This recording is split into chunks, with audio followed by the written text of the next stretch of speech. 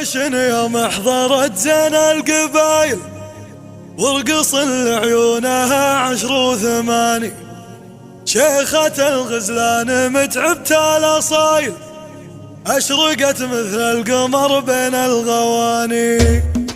اقبلت عروسنا والشك زايد بالبخور وبالعطور وبالتهاني. جاتهم مريم تبختر وتمايل كل خطوة في شموخ وفي تفاني. لو لشن يوم حضرت زين القبايل ورقص لعيونها 10 و8 شيخة الغزلان متعبت الاصايل اشرقت مثل القمر بين الغواني.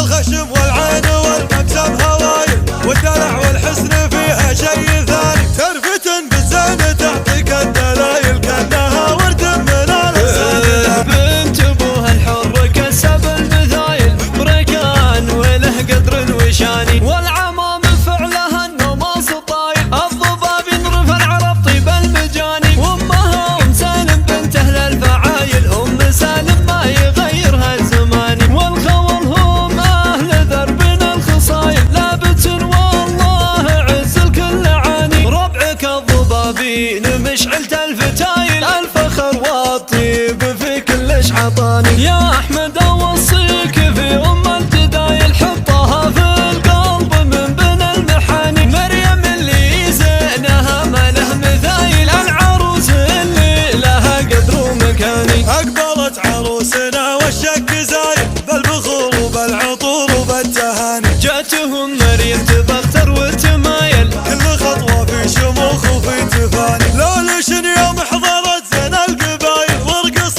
لعيونها 10 و8 شيخة الغزلان متعبت الاصايل اشرقت مثل القمر بين الغواني.